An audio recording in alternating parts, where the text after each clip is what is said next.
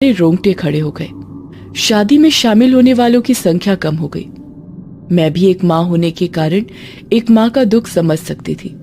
मैं भावुक हो गई। अनजाने में मेरे लड़के शांतनु पर मेरा ध्यान गया। वह वहीं खेल रहा था, लेकिन अचानक उसने खेलना बंद कर दिया और सामने दीवार की तरफ देखने लगा। हम सब उसे देख रहे थे। वो अभी भी उस दीवार को देख रहा था। जैसे ही मैं उसे लेने ही वाली थी, वो मेरे पास दौड़ा और दीवार की ओर इशारा किया और कहा, मम्मा, वहाँ एक औरत है, वो बहुत गंदी है। मम्मा, उसे यहाँ से चले जाने के लिए कहो, वो बहुत बुरी है। हमें कुछ समझ नहीं आया। हमने उधर देखा तो वहां कोई नहीं था।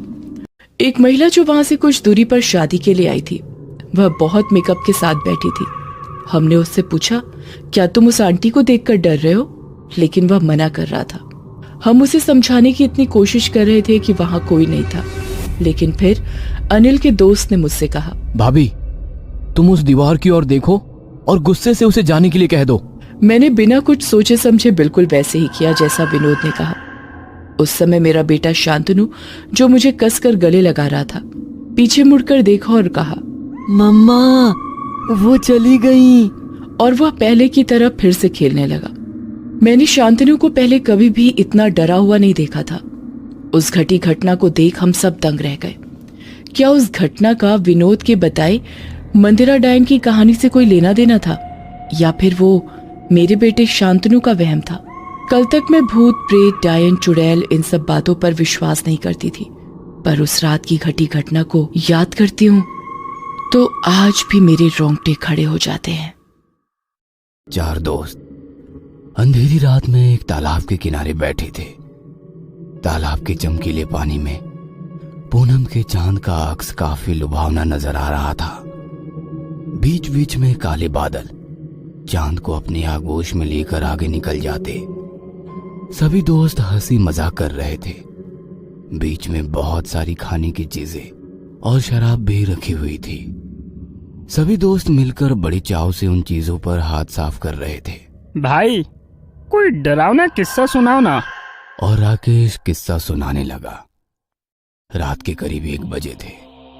आधी रात का वो समय, साथ ही हल्की बूंदाबूंदी देखकर लग रहा था कि जोरों की बारिश होने वाली है। शहर की सुनसान सड़क पर एक ऑटो चलता हुआ दिखाई दे रहा था। ऑटो ड्राइवर हल्की सीटी बजाते अपने मोड में था कि तभी सड़क की एक तरफ कोई खड़ा नजर आया। ऑटो नजदीक ले जाते हुए ऑटो ड्राइवर ने पूछा, कहाँ जाना है? अगली नुक्कड़ पर। और वो महिला ऑटो में सवार हो गई और कुछ ही देर में उनकी ऑटो दोबारा उस सुनसान सड़क पर चलने लगी। ऑटो में बैठे उस औरत का पल्लू धीरे धीरे रिक्शे से बाहर जाते हवा में लहराने लगा।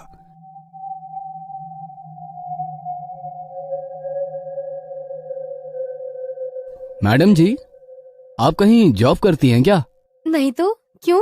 मतलब आप इतनी रात को इस सड़क पर खड़ी थी, इसलिए पूछा। वैसे आपको जाना कहाँ है? आगे नुक्कड़ पर जो पीला बंगला है ना, मैं वहीं रहती हूँ।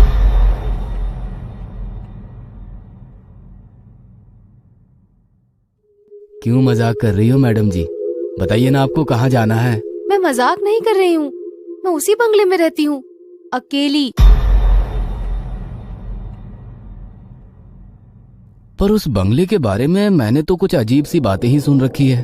अजीब सी बातें? जैसे कि? मतलब उस बंगले में कोई बुरी आत्मा रहती है जो लोगों को जान से मारती है। अल्लू, मेरा बंगला भी आ गया। ऑटो उस बंगले के गेट के बाहर आकर रुक जाती है। ऑटो वाला धीरे से अपना सर ऑटो से बाहर निकालकर बंगले की ओर देखता है।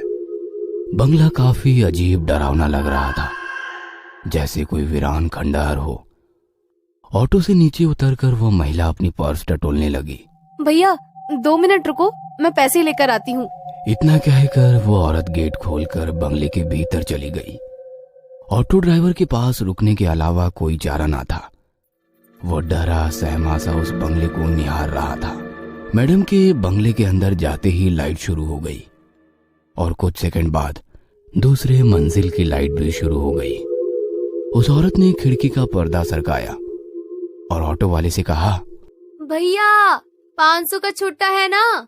उसकी आवाज सुनकर ऑटो ड्राइवर ने कहा, जी हाँ मैडम जी, छुट्टा है मेरे पास। इतना कहकर ऑटो ड्राइवर अपने पॉकेट में से छुट्टे पैसे निकालकर गिनने लगा कि तभी उस औरत का हाथ उसके सामने आ गया जिसमें 500 रुपए थे। हाथ पूरी तरह से सफेद पड़ चुका था। ऑटो वाले ने उस औरत की तरफ देखा और उसकी जुबान जैसे हलक में अटक गई, क्योंकि वो औरत अभी भी बंगले के भीतर खिड़की में खड़ी थी। उसका लंबा हाथ बंगले से निकलकर उस ऑटो ड्राइवर के पास पहुंच चुका था। उस औरत की लाल आंखें उसे लगातार घूरे जा रही थी। उसका डरावना रूप देखकर ऑटो ड्राइवर ने झट से ऑटो स्टार्ट की और बिना पीछे मुड़े तेजी से निकल गया। अरे फिर उस ऑटो ड्राइवर का क्या हुआ? क्या होना था? ऐसा खौफनाक दृश्य देखकर अगले 8 दिन तक बुखार से घर के बिस्तर पर पड़ा रहा।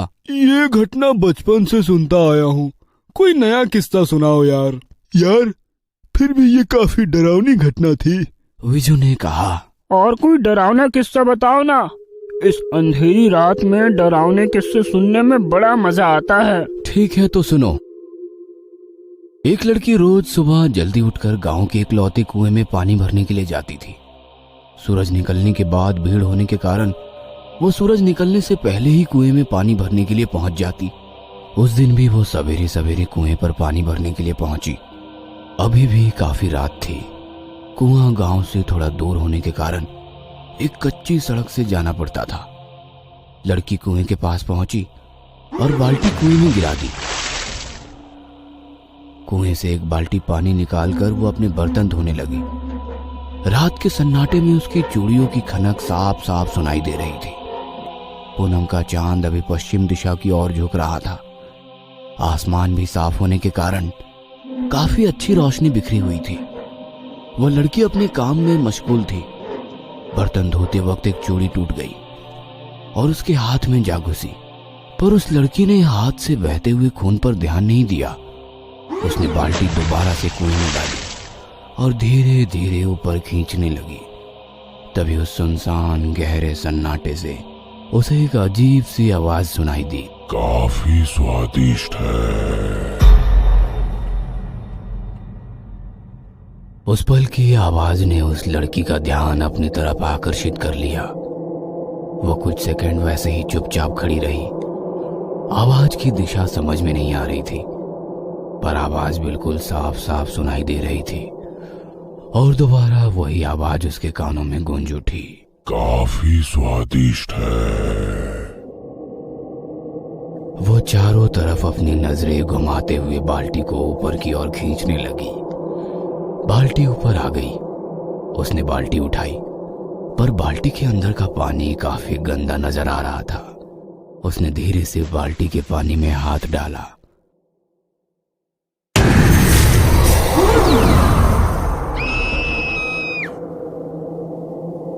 डर के मारे उस लड़की के मुंह से चीख निकल गई।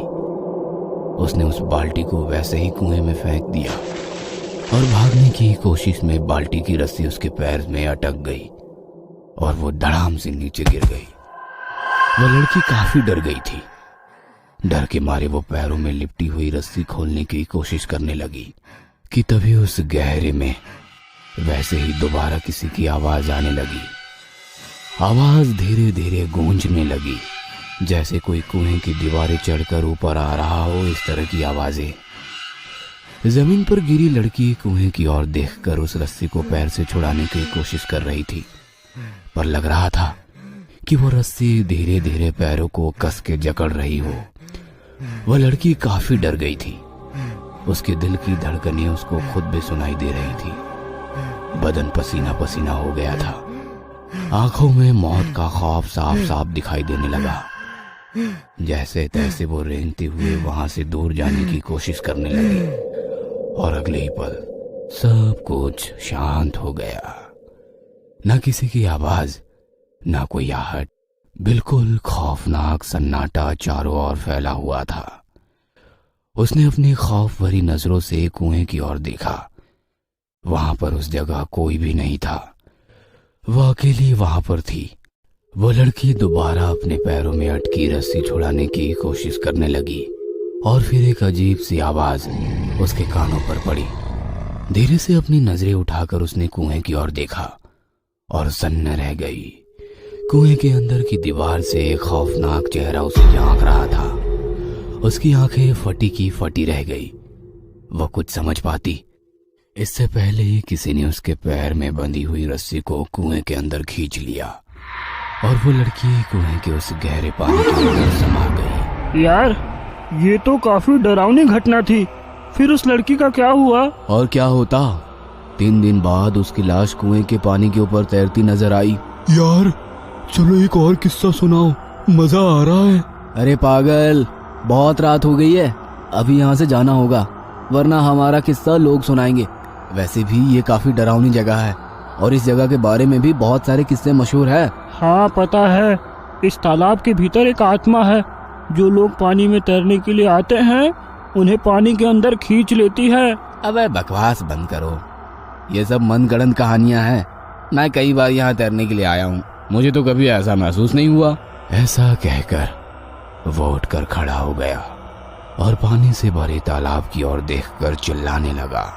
ए पानी वाले भूत, चल निकल बाहर, मैं तुझसे नहीं डरता। देखा, कोई भूत भूत नहीं है, खाली वहम है यार। इतना कहकर वो पीछे मुड़ा और वहीं बेहोश हो गया। अगले दिन अस्पताल के बेड पर वो बेहोशी की हालत में पड़ा था। उसके पास माँ और पिताजी गुमसुम से बैठे थे कि तभी उसे होश आ गया। पास खड़े डॉक्टर ने पूछा, अब कैसी है तबीयत? ठीक हूँ डॉक्टर साहब। वैसे हुआ क्या था? चारों की काफी गहरी दोस्ती थी। महीने में एक बार वे खाना पकाकर मस्ती करने उस तालाब के पास जाते थे। 2 महीने पहले भी वह तालाब के पास पहुंचे। हमारा राकेश उस दिन थोड़ी देर से पहुंचा, पर वहां पहुंचने के बाद देखा तो तालाब के पास उसके दोस्तों का सारा खाने का सामान बिखरा पड़ा था। उसने सबको फोन किया पर किसी का भी फोन नहीं लग रहा था। वो परेशान होकर घर वापस आया। और उसके दोस्त? सभी की लाशें 2 दिन बाद पानी में तैरती मिली। पुलिस कहती है एक दूसरे को बचाते वक्त सभी डूब गए, पर कहते हैं कि तालाब के अंदर के पिशाच ने सबको निगल लिया। मेरा बेटा महीने में एक बार खाना बनाकर तालाब के किनारे अपने दोस्तों को मिलने जाता है। उसका मानना है कि वे सब आज भी जिंदा हैं। पता नहीं ये सब कब खत्म होगा। और नम आंखों से उसने अपने बेटे की तरफ देखा।